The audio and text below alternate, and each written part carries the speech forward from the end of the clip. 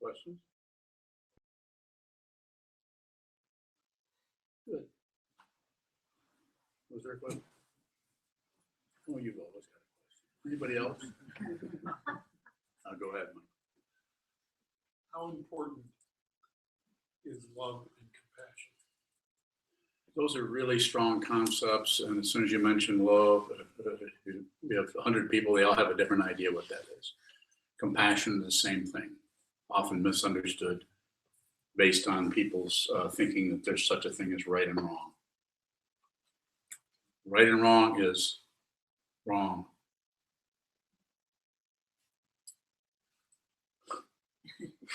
What's right?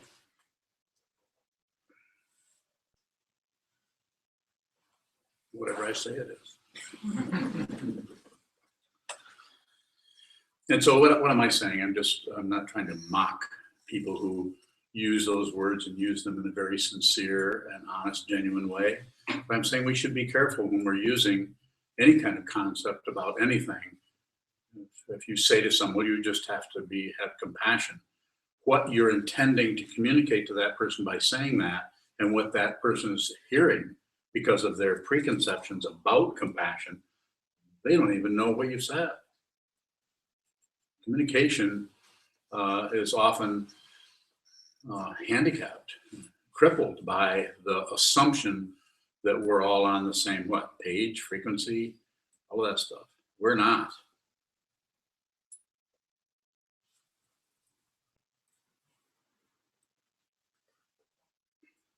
So what do we do about that? Well, you can start by looking at your own presumptions, your own idea about the words that you use. You can, when you use words, you can listen to what it is that you're trying to say, and you can look to the other person and take your time and see if that person is seems to be registering, or you can ask. So if a discussion comes up around love or compassion, you can have a discussion about that first before we start pointing to this or pointing to that, or evaluating is this how love works in this situation, or how compassion works in this or that situation.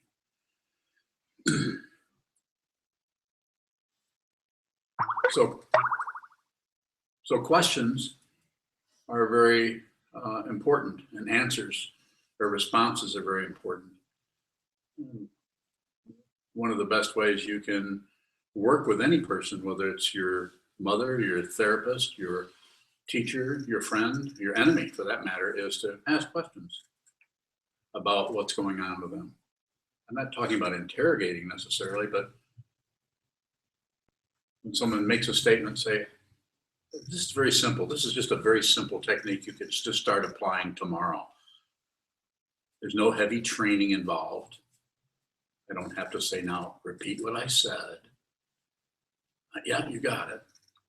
No, all you have to do is when someone asks you a question, say, how do you mean? And they'll say, and you'll notice the person, when they paraphrase themselves, if they're really sure of what they're saying, they'll just repeat the same thing. But if they're not even sure what they're asking you, then it doesn't really serve the communication too well, does it? I mean, it works okay. You say, how do you mean? And the person might say, depending on what you're talking about, they might actually go back, think about what they just said, and maybe reflect more on you, and maybe even take a double take on who they're actually saying that to. Isn't it interesting how we are not only working with what a person says, but we're working with what we think the person thinks about what we think that they said. Now, I follow what I'm saying. Do you? This actually occurs. It might sound like I'm just a double talk. It's not.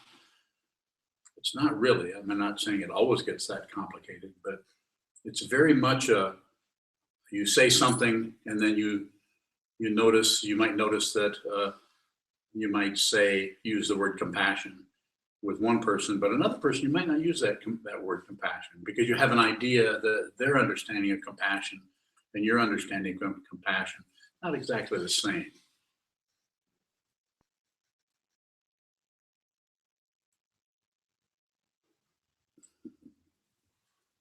I often laugh for no reason. So.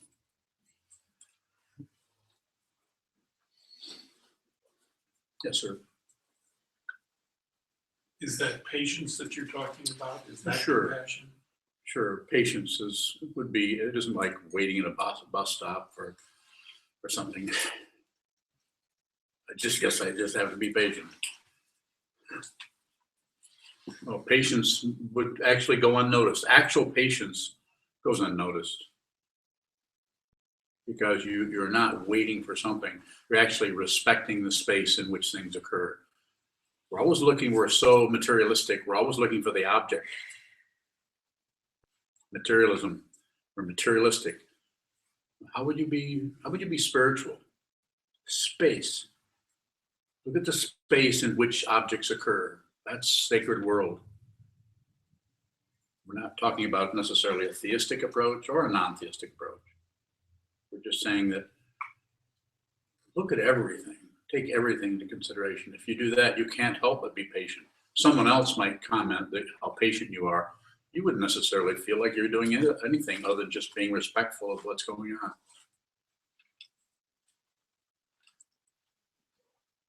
That respect has to happen here first with yourself before it will start to extend out to others. You have to really be careful with yourself. Stop blaming yourself for anything. That finger should not only not go this way, it shouldn't go this way either. This is difficult to do unless you're a meditator, unless you've spent literally hours, weeks, months on a cushion looking at the mind. Watching what comes and goes, like the meditation instruction I gave a little while ago was hold very still and observe what continues to move. And you will notice that it's birds outside the building that you've never noticed before, someone coughing down 15 or 20 feet away from you, clearing their throat. You can even detect your own body movement as you breathe. Possibly you can even feel your heartbeat. And you can certainly see the emotions, the feelings, the thoughts, the memories, the constant comment, the little chattering thing that goes on inside our minds. Meditation is not about calming that down necessarily.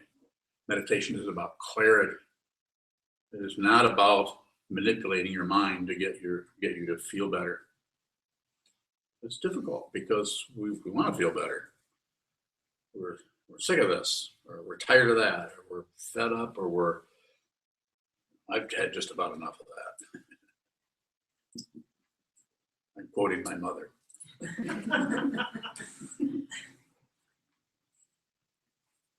You want to hear another quote? So just what do you think you're doing, young man? I'd love to hear her say that again. Not being a young man anymore. And do you remember not to go on and on about parents, but isn't it interesting how parents often will say, "Now, why did you do that?"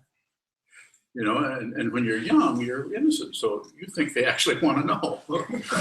You know, so if you start to respond, then they think you're being, a smart mouth or something. You try to explain to them why you did that. Communication with adults doesn't work too good for children. But if you ask questions,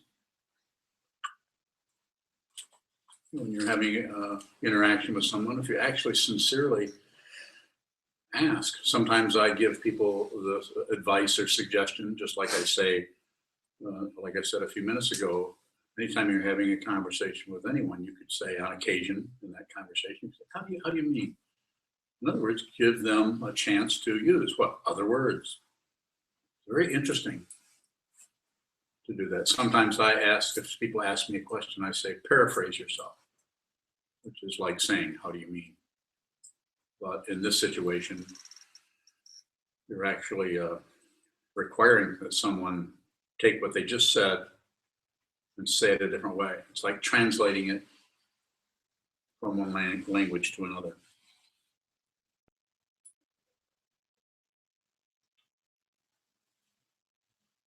Shoka. Do you communicate with children differently than you do adults? Me? Yeah.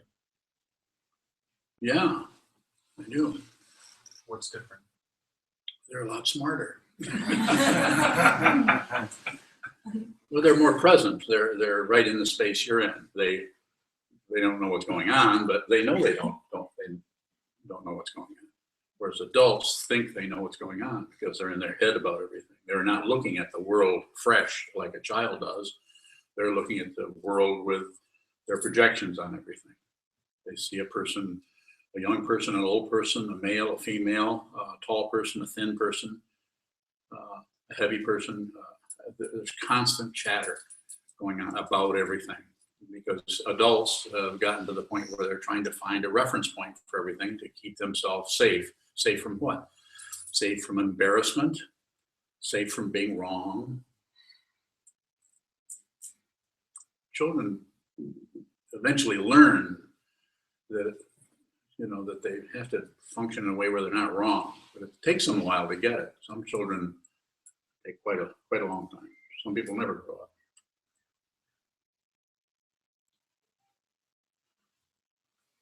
More?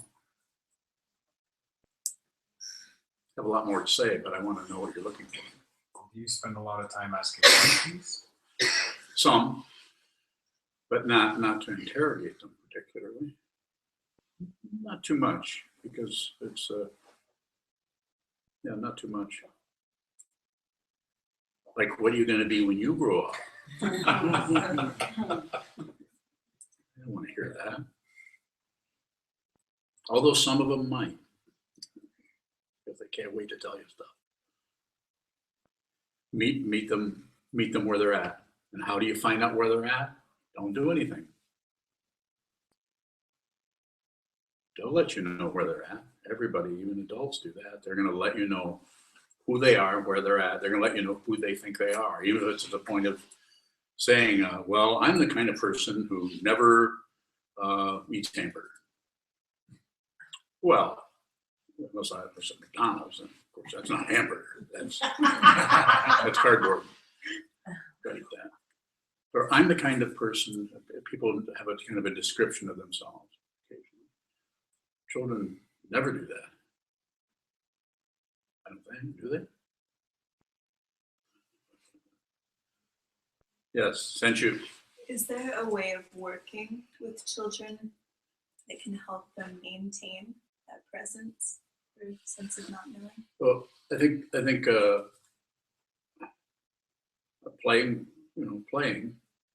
is one way, but it's not really a maintenance. Children, if you're maintaining something, that's not playing. You're maintaining more. Is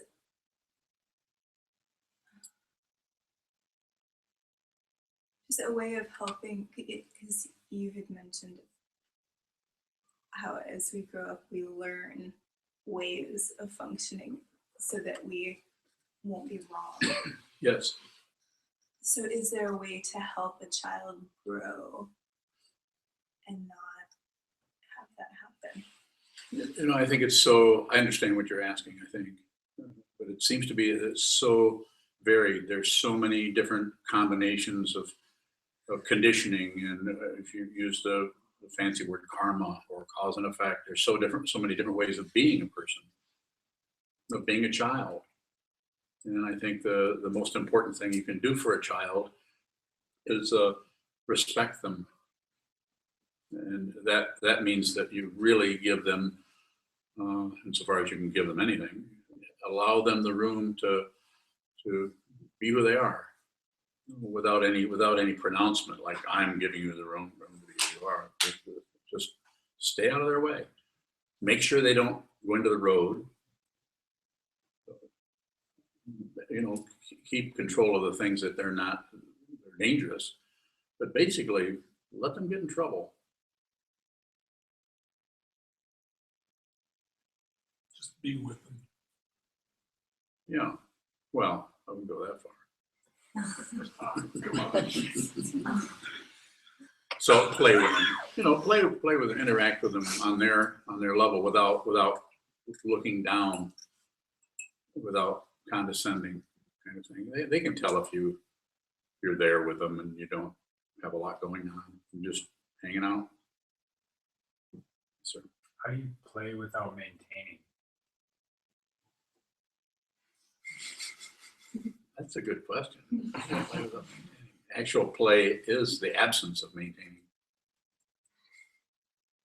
How do you? Good one.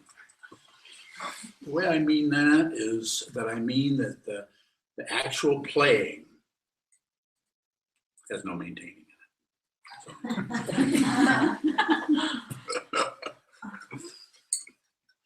Very good. I like that.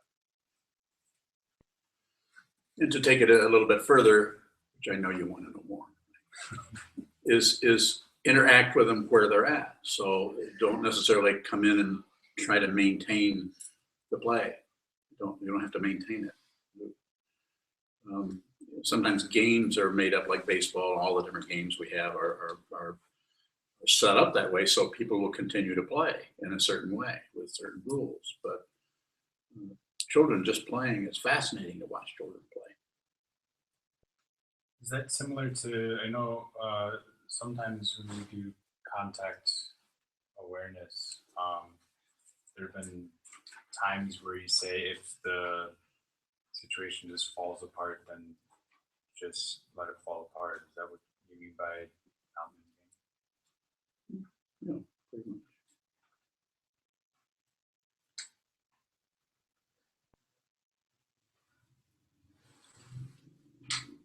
So just to carry the question a little further, as a teacher, how do questions help you see who the student is?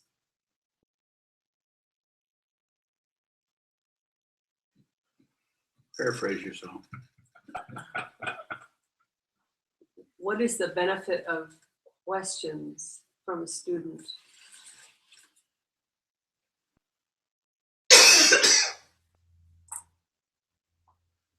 Who get that chair over there, please?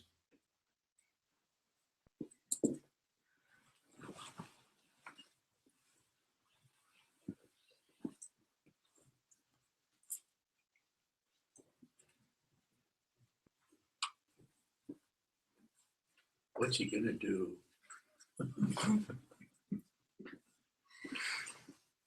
Even he doesn't know.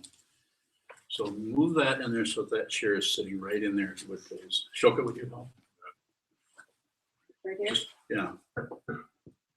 And then take this mat and put that, the zabuton, the black zabuton, and put that off to one side and then roll up that mat. Please. Pretty please. Sit right there. Please.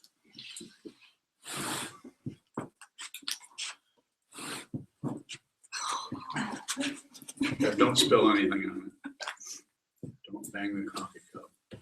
Roll it the other way, please.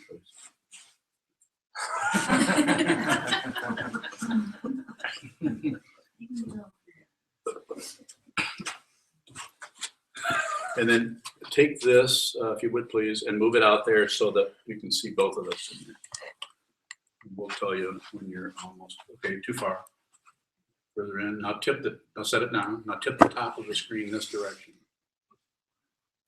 That's not, now a little bit further back. No. That's good, that's good. I want the top of my head locked. Frontal lobotomy.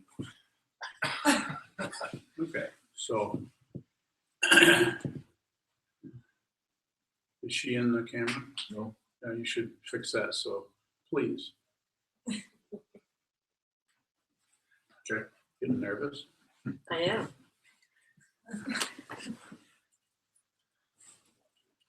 Now, what was your question?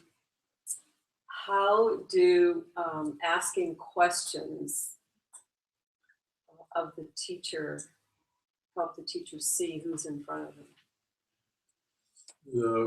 It's not so much the kind of question or the question and answer, but when a person asks a question, they actually display the way in which they're covering up their wisdom. How am I covering up my wisdom? You're gonna have to find that out yourself by looking at it. How long do I have to look? Long time. What am I looking for? Wisdom. What does wisdom look like? You'll know it when you see it.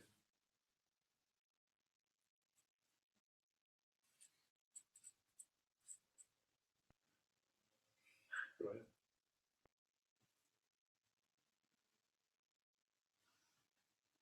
So sometimes I say to people that, especially, and Unyo is a monk, so she's fully ordained as a monk, as is Sokuzan. Sometimes I say when people can't, students of mine that are close students, when they say, well, I don't have any questions, I say, well, then ask questions for others and think of, you've been practicing for years. Think of how, here's the teaching person, this guy, and he is talking in a certain way.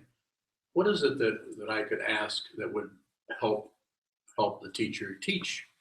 In other words, maybe there's something that teacher is not covering that could be gone over. Maybe there's someone in the environment that could benefit by some aspect of the teaching that you might bring out by asking a question. So go ahead.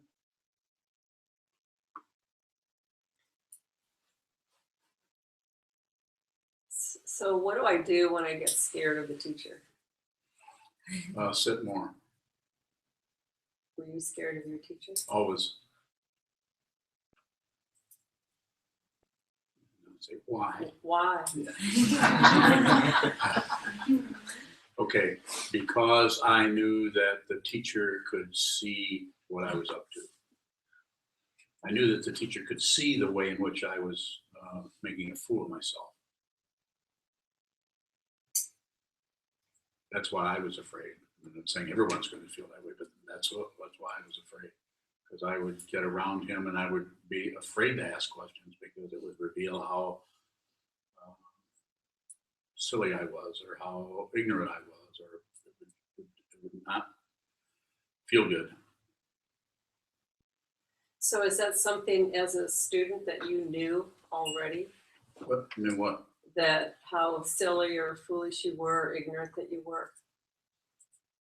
When I was around him, I felt like it. But not when you were not around him? No, when I can hide out. I would hide somewhere else where he wasn't at. Stay in Michigan. He was out in Colorado. Whew, I'm going out there. My students are a lot braver, or maybe I'm not as scary. That's probably what it is. He was scary because you didn't have access to him like you do to me. You have a lot of access to this teaching person. And I don't function like he does. He did at all. He had lots of students. He had thousands of students. I've got a dozen or two. So how can we best make use of your time when we're with you? Don't waste your own time. Sit. Look at the wall. Practice a lot. Do all the forms so that the way in which you deceive yourself starts to show up. And if it shows up, you don't have to stop deceiving yourself. All you have to do is see that you deceive yourself, and the way that is worked with from there on is it starts to fall apart because you won't maintain it. It's like I use the example of, if you see that you're sticking your hand in a bonfire, you don't need self-control. You don't need cognitive behavioral therapy.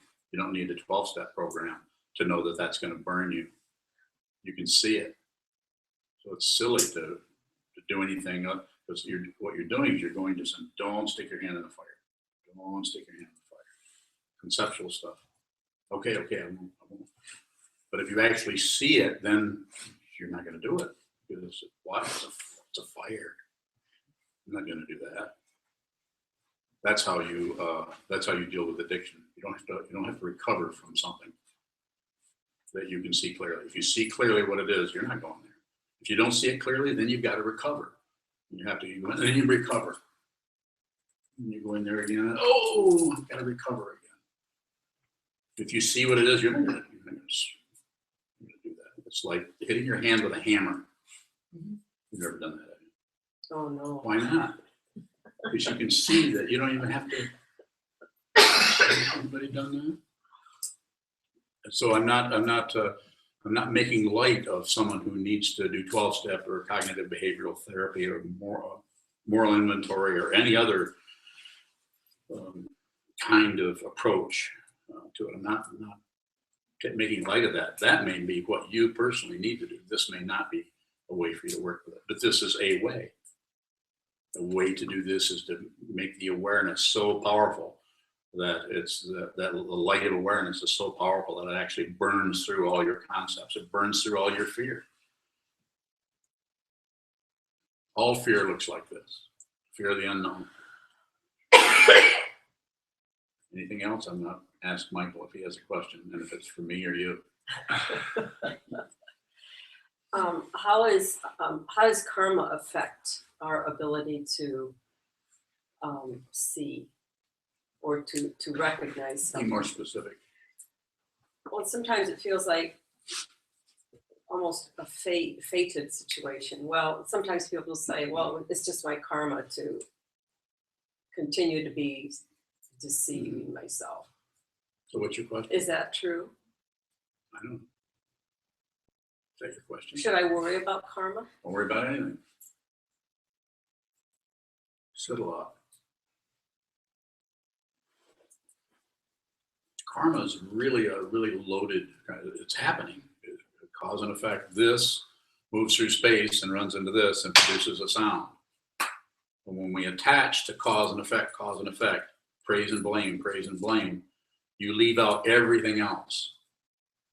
So that's why I'm saying don't worry about it. What you want to worry about something is how much time are you spending sharpening your awareness so that you can see not only this cause and effect. You can say, well, the reason that's, who's to blame for that noise? Well, this is to blame. No, it's not. This is to blame. Well, then who's to blame for that? Who's to blame for this? My mother and dad? The food I ate this morning? You can see what I'm saying. It's just so complicated that it's not, there's not a big payoff at the end of that search. What you find at the end of that search is more searching. It's called samsara, the constant wheel. In Tibetan, it's korlo, or wheel, samsara, around and around and around, lifetime after lifetime after lifetime. And no, I don't believe in rebirth.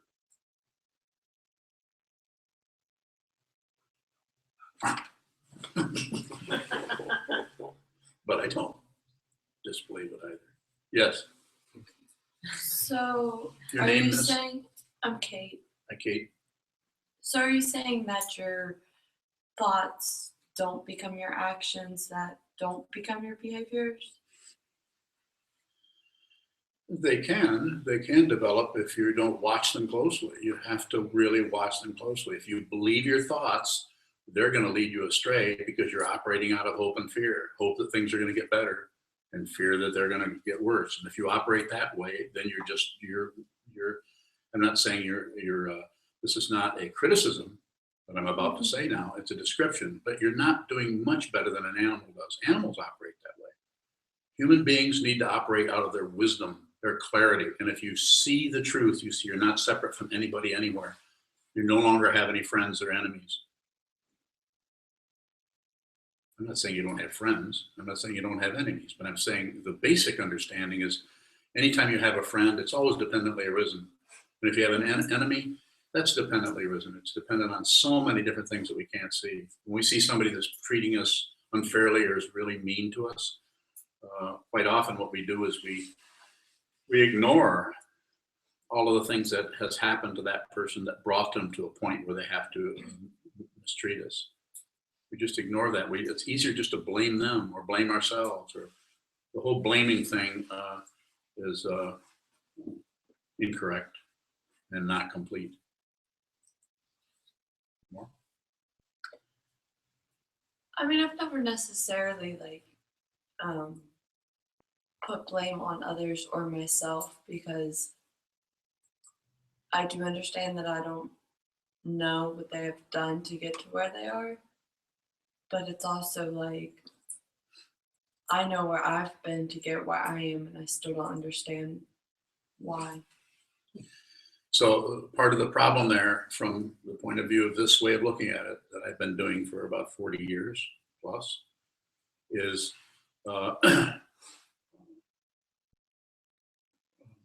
pull back on the why questions. You're always going to get an answer. It's most likely going to be because. Why? Because. Well, why is that? Because of that. Why is that? Because of that. And they're accurate insofar, but it's circular, and you never get anywhere. You're just spinning your wheels, so to speak, a merry-go-round. But if you say what something is, then you have the feeling of not knowing. You don't go anywhere. You just look closer and more closely and more closely at what that is. And if you do that, then you begin to see the immediate cause of that situation. Because if you just say why, you're going on a wild goose chase. I don't know if wild goose has anything to do with it, but you're going on something that is circular and takes you off and gives you the feeling you're finding something, gives you the impression that you're getting somewhere, when what really works best, based on what I've been doing and what I was taught and what I am teaching, is sit down and see who this is. Don't necessarily run away from identity. Identity is dependently arisen, and identity is discontinuous. There's no solid being who really did anything. It needs to be looked at. So I would recommend that if it makes sense to you, I'm not here to sell you anything, but if it makes sense, meditate. Give it a year. Sit down once a day for an hour a day, every day for a year. You don't have to do anything. You don't have to become a Buddhist. You don't have to become anything. Just practice. Sit. Thank you. Chetan, come and take this seat.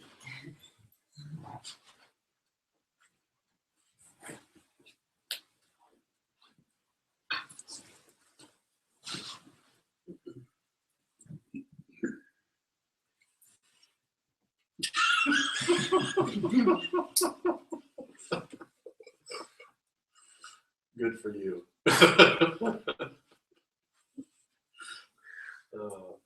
You have any questions?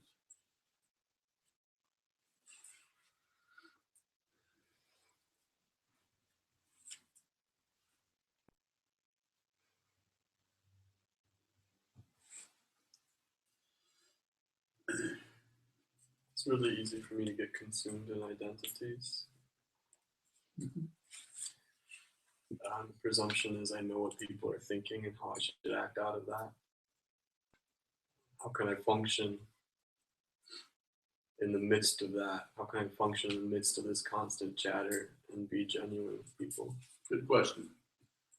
So, functioning in the midst of constant chatter. This is something that is a presumption that a lot of people, and Sokuzan is asking for himself, but he's also asking for everyone else, is that we all have constant chatter, don't we? It's just like, yeah, on and on and on. I like it, I don't like it, he should, he shouldn't, I should, I shouldn't. Sometimes what's called worrying, if it gets really cranked up. And it's chatter. And this, the way that I talk about this, is you don't have to stop that. You don't have to stop it. The only thing you need to do at all is include. And that's really hard to do. One of the ways we do that is to stay in your body. Don't forget gravity. Don't forget your body position, where your hands are. It won't solve, or it won't necessarily back off the difficulty right away, but it at least is not adding to it. So you would include. And if it's a heavy chatter, and if you feel like you're out of control or embarrassed or a failure or whatever comes up that is coincident or a collateral kind of emotion or feeling that's coming with that, then just include that also. And when I say include, you don't have to have an action of including. Just if it's like somebody, it's like the weather changing, just include it. Take an umbrella. When those feelings are incredibly violent or aggressive, Yeah. want to justify and say, well, it's genuine. What's genuine? What is genuine when the emotions are so intense.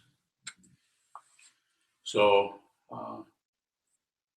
the genuineness comes from not doing anything with it.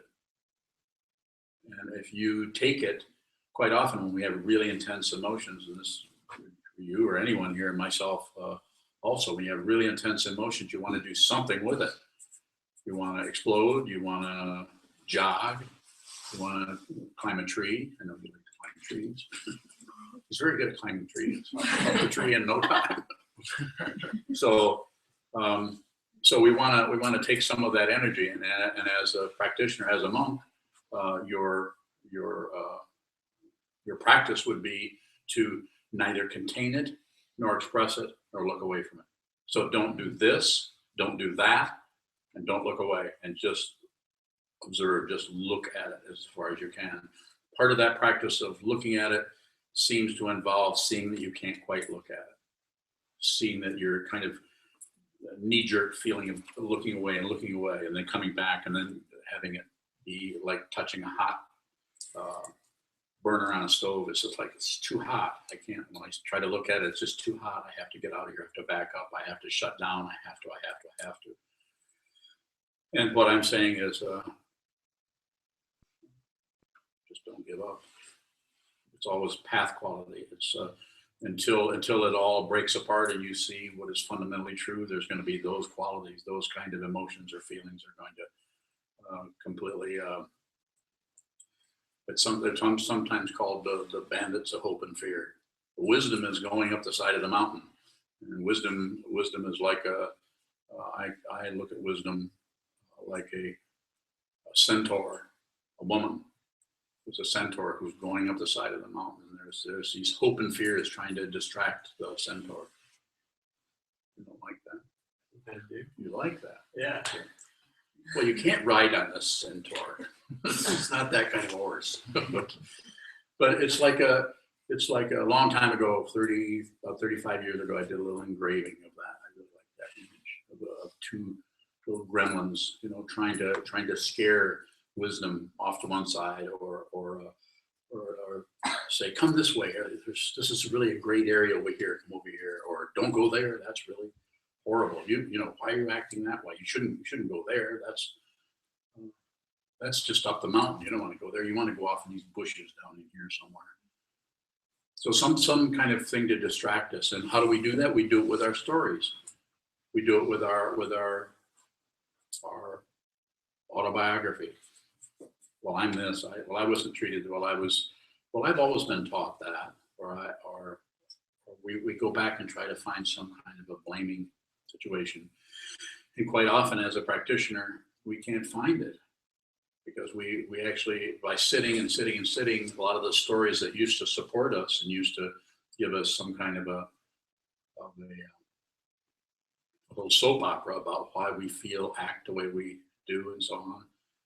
We can't do that anymore. So we just have to deal with the raw, rugged surface of the feeling itself, which is not easy. There's no reason to feel that way. So it doesn't make, we don't know what to do with it. The assumption is you should feel better when it comes to meditation. Yes. And a lot of times I feel worse. Yeah. What's happening? This is called the path. And it's, as has been characterized not only by me, but by others, meditation practice, sitting down for long periods of time, is sometimes characterized as a voluntary dissatisfaction, or voluntary suffering, or voluntary discontent. You're actually volunteering to sit down and actually have negative feelings come and go without getting up, without particularly adding anything onto them, and without shutting down or distracting yourself. Or those are the three poisons: passion, aggression, and ignorance. And everyone is wired a little bit differently. Some people just have jealousy problems, and they're intense, and they're triggered off by all kinds of things. Other people don't have those at all.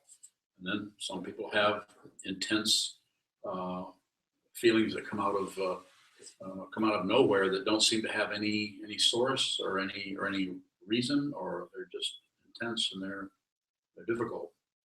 Feelings of aggression. I know about those. It's what got me on this path is feelings of aggression towards myself.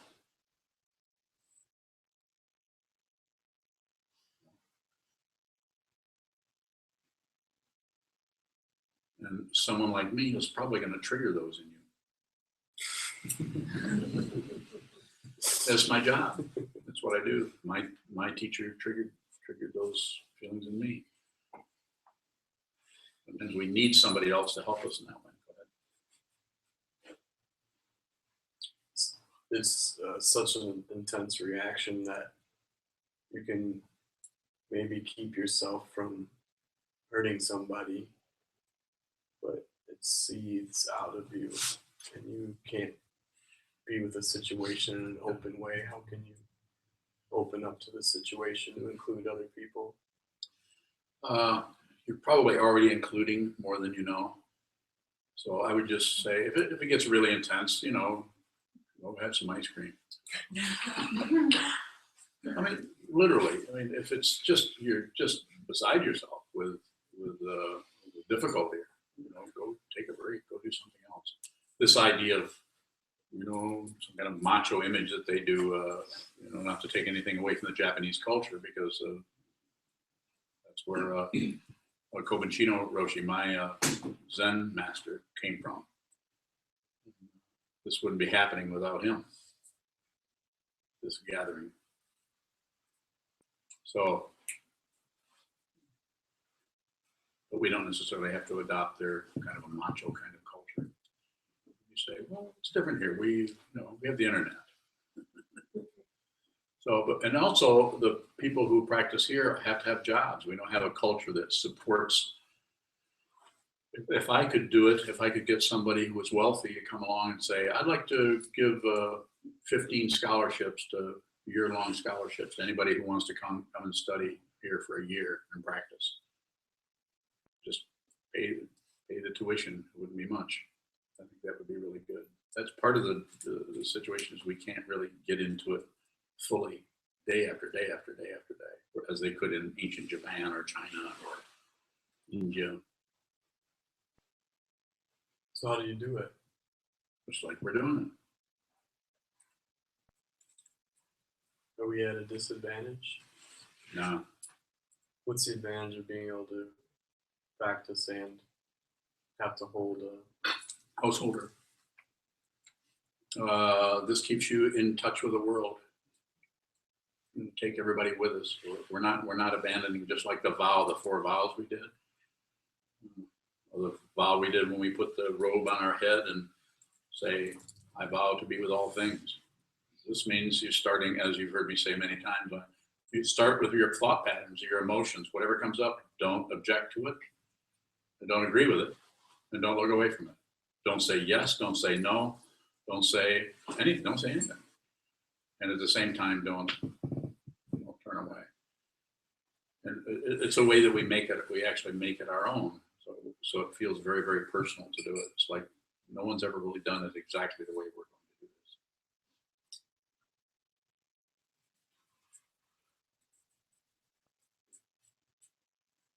Any other questions?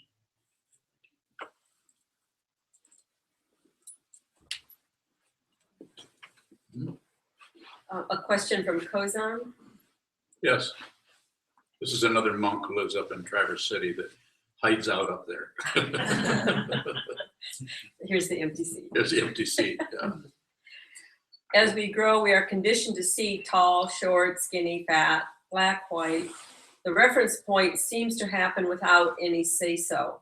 Is it possible to respond without the influence of a reference point? You don't have to respond without the influence of a reference point. You don't have to do that. All you have to do is see that you're using a reference point, and then it will either stay there since it's dependently arisen, or it will back off, and you'll have no say-so about it. It might get stronger. It might go away and be gone for 3 weeks, and then come back on Monday, the 14th. Monday's not the 14th, I know. Yes, sir. To go back to the hammer. I talked about a hammer. Yeah. Okay. I'm sitting here and I hit my thumb with the hammer. I don't do that. I try not to. Okay.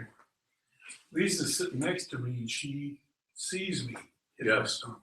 Okay, she sees you hitting yourself with a hammer. Yes. I'm ready. Ask me. All right. One's an experience. Is the other observing? What? That was a question. What? Is one an experience, or is the other observing? Or I don't do either. I don't do All right. either. Or. I don't do. all right, answer that part then. What part? Is one an experience? No, just ask one question. Don't give me either or. Is one, is this, don't, just ask me a straight question about that. Go down into that and say, what is it you really want to know about that? Hitting my thumb with the hammer. Is that what? Is that an experience? There's an experiential aspect to it. It hurts. It's going to hurt. So you experience it, you know. And what do experiences do? They come and they go. But didn't I learn something?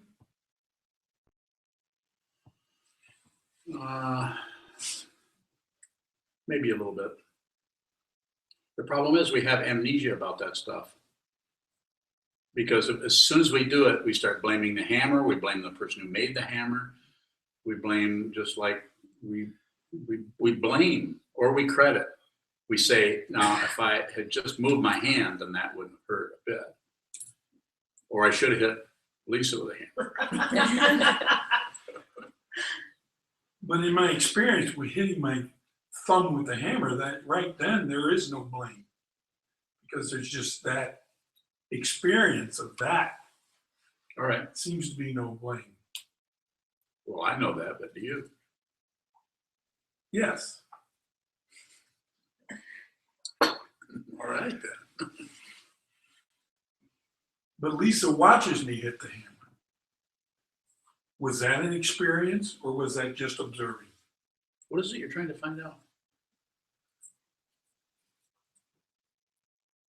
Observing it. If you observe something, that's experience. Well, I guess my question is, isn't observing an experience also? Yeah. Well, sure, it has. It's experiential. Yeah. I thought you were going to say, should Lisa grab that hammer out of your hand and hit you with it?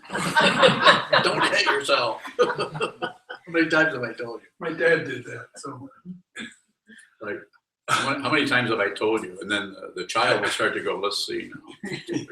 3, 4, 5. but you seem to discredit experiences. I do. Well, there was a statement you made last week about experiences. You write that down? Well, you know me, I don't write very well. I don't know what you're referring to. What I say about experiences is they come and go, and we tend to use experiences to justify certain kinds of activity. And it's partial evidence. You know, it's not the whole picture. We're not saying that there isn't something to it. If you hit your hand with a hammer, of course there's something to that, but we need to look around a little bit and see what else is happening. And we can do that if our awareness is sharp and if we're not buying into too many ideas about evidence. A little bit. So it is possible to say that you're observing and seeing, but if you're adding to it, as you say, do not add to it, then. So the reason I say don't add is so you'll look and see the way you can't help but add. So I say don't add, and of course, keep it to a minimum. But what happens is we look at the way we keep adding on comments to everything, or we keep judging things. So by saying don't add, don't do the math, don't do anything, just observe. Don't add anything, don't take anything away, and don't shut down. And that's when, because if you do that, then you start to actually see that you can't stop doing that. You have a constant comment happens. Or possibly it might back off. Yes, Jeff. The instructions, just observe. Is that just a way of speaking? Or is it a reality? And if it's a reality, doesn't that imply a dualism between subject and object?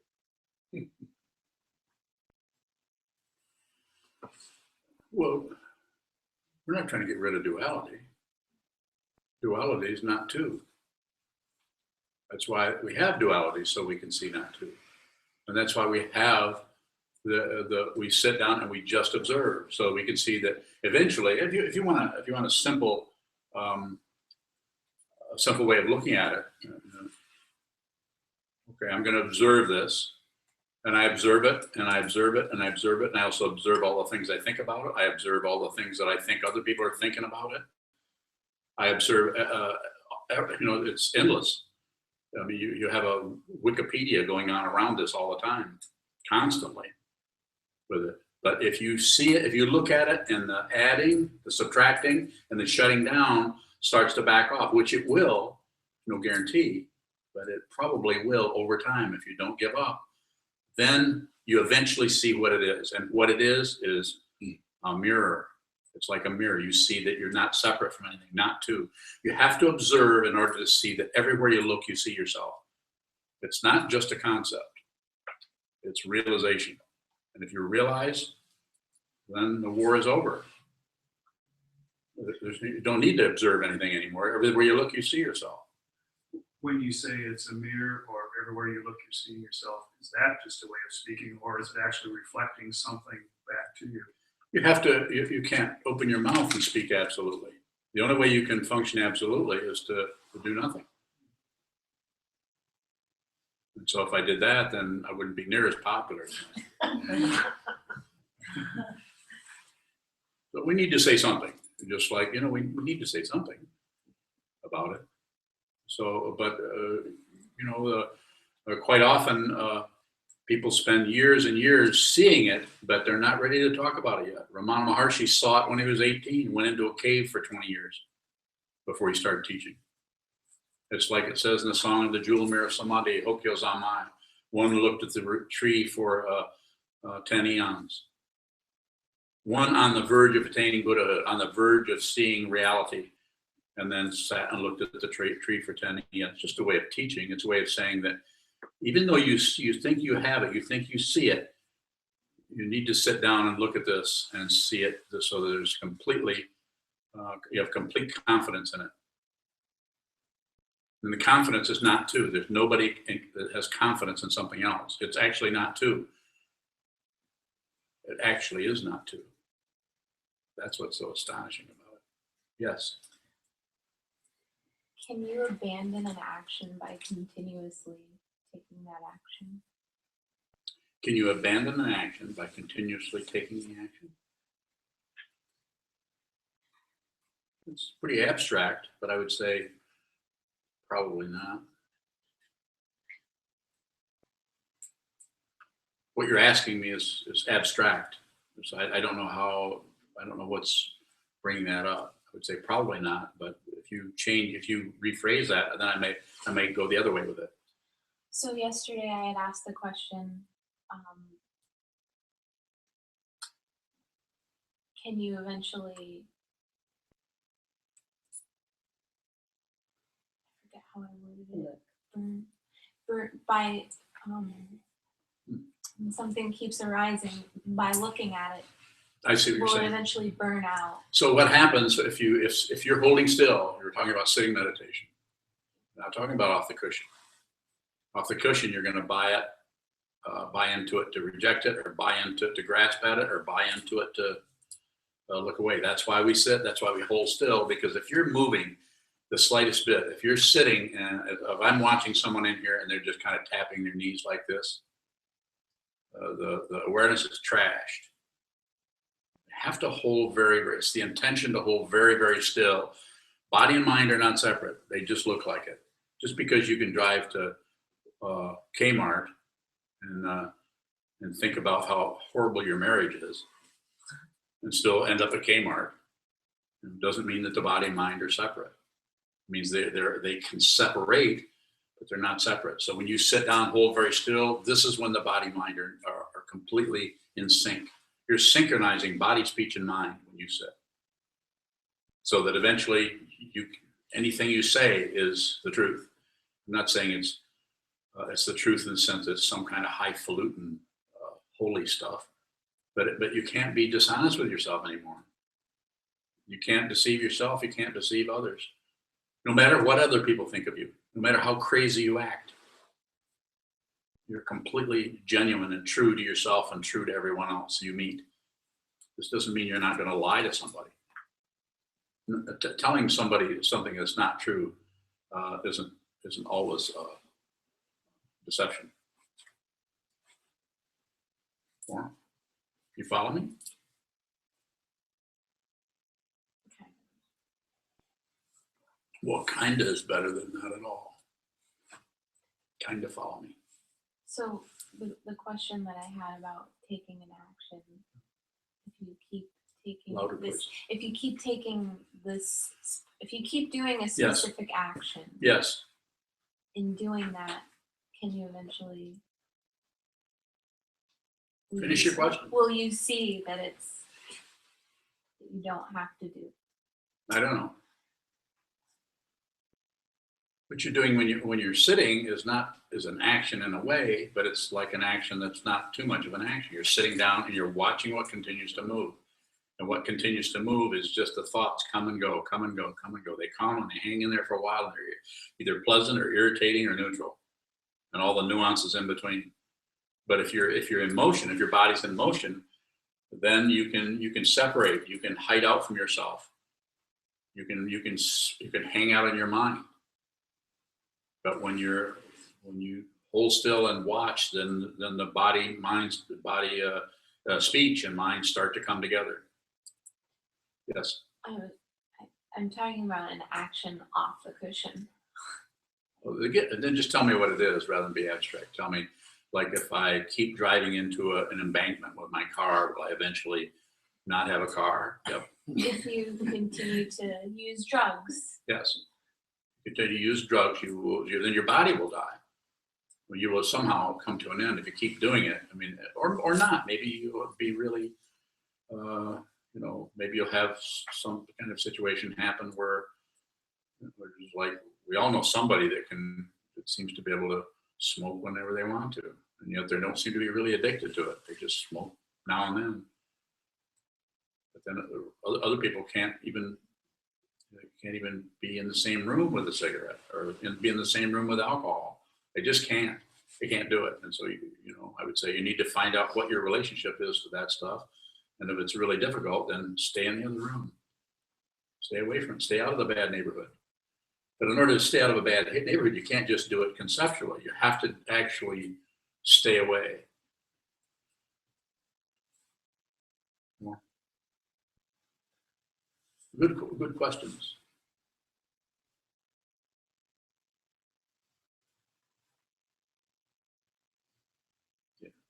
My way of talking about drugs is like a bonfire. If you see what it is, you're not going to do it.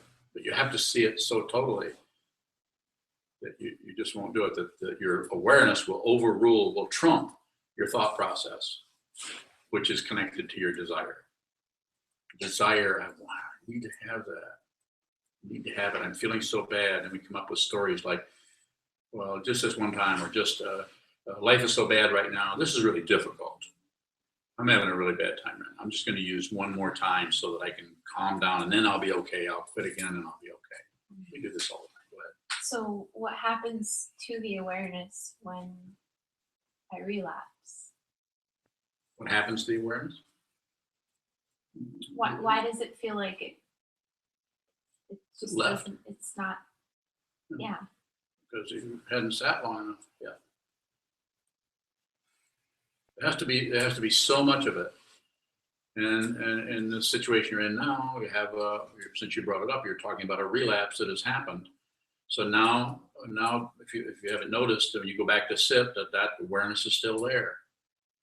Have you noticed that? So just keep going, keep going. There's no time frame for any of this. There's no guarantees. There's no payoff. It won't even be an accomplishment. We're not talking about recovery. We're talking about awareness. You don't have to recover from jumping off a cliff. You just have to see it's a cliff. I'm kind of recovered from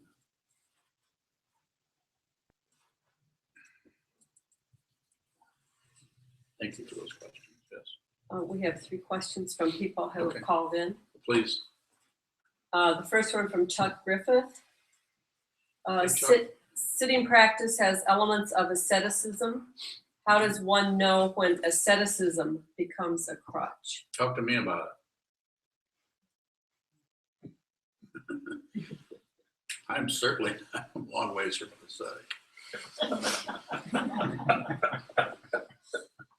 Next.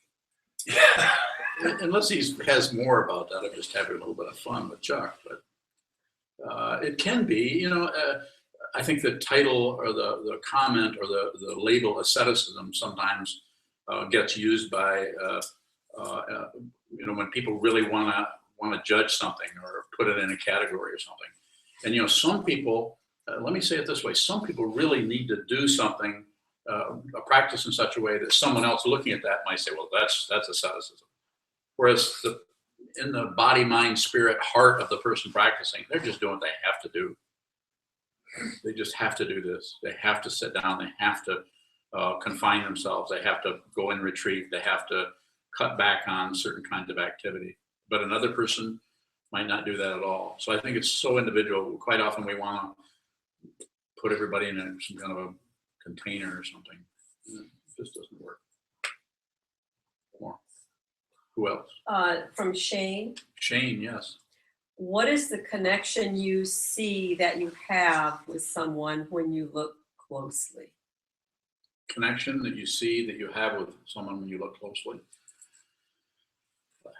There's so many different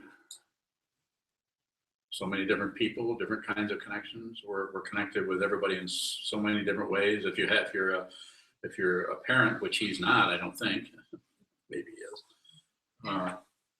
If you have 3 or 4 or 5 children, you'll notice that the connections you have are all different. It's totally different. You can't decide to have one kind of connection and not another kind of connection. It's really it's an astonishing thing to. You would think, well, if you had 5 children, you're going to treat them all equal, and you're going to have the same connection. Not so. It's a very, very different kind of connection with everybody you meet. From Anna Maria. Yes, Anna Maria. What is seeing that it's bullshit and still believing it? What is seeing that it's bullshit and still believing it? Well, I don't often use this word, but I'm about to use it just for Anna Maria, who's going to be here tomorrow, isn't she, from New York? She's probably looking right there. That's progress. I rarely use that word. She has a second question. Hmm? She has- Oh, no. Go ahead. Is being intensified by it mean that you believe it? Not necessarily, no. Well, believing it, the part where believing comes when you try to push it away. I'm not saying you might not want to push it away. You just don't. I'm not saying you don't want to invent a story or blame people or something like that, but you just see that that's not workable, that it doesn't really apply. It's just, you see that it's an escape. And you might want to shut down on it, but you just don't. Which it can be very difficult to face, to be with, and to feel really intense feelings and emotions and things like that. Without trying to resort to something, some kind of a cover up or drugs or anything. And what's being said is, I don't know what you have to do. Maybe you do have to maybe you need to take, Wellbutrin or something. I don't know, but I would say, don't do anything.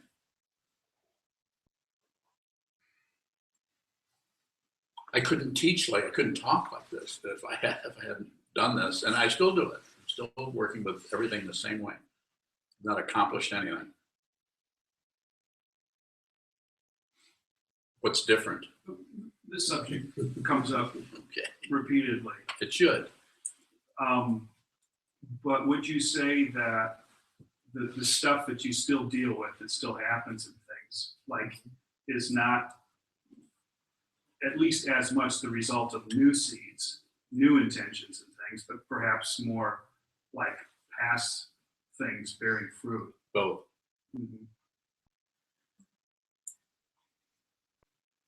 Past and future are gone. Go ahead. That's all. That's all. Anything else, Jeff? No, not this Okay. time. Yes. Again, these causes, and you mentioned the bearing of fruit.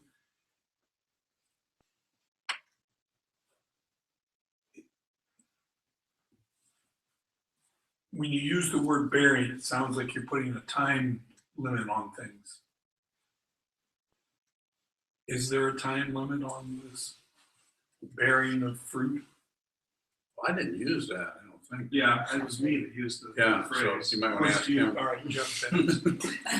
So you look alike. How about now? Yeah. So, I think the thing that I would like to comment on that, and then we probably should close, because we're way over time, is the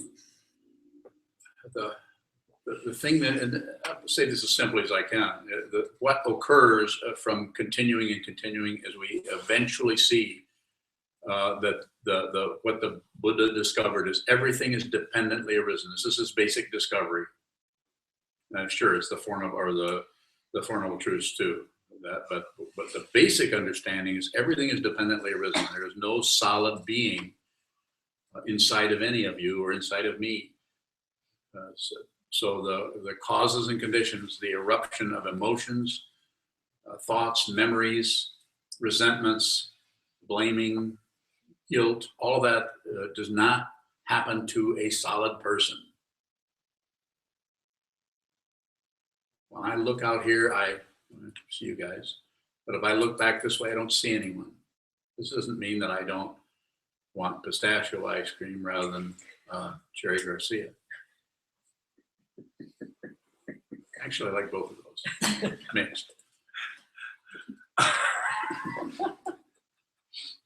But it does mean that there's not a solid situation going on, and so therefore, because you could say because of that, also look out and I see you're in the same boat.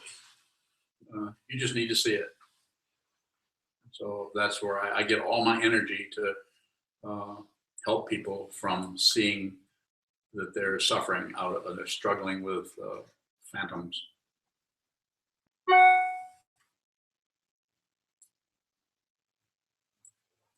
We dedicate the merit.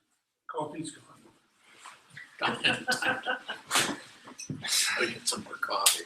I could stay awake. We do have a donation box at the back. We'll gladly accept cash, checks, etc.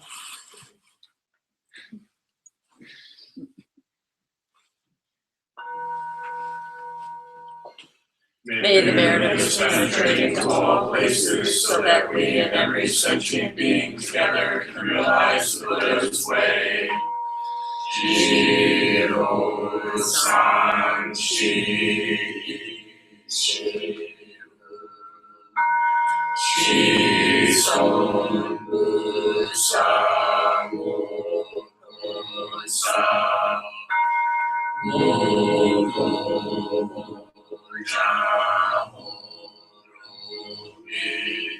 the 10 directions, the 3 worlds, all Buddhas, all venerable ones, Bodhisattvas, Mahasattvas, the great Prajna Paramita.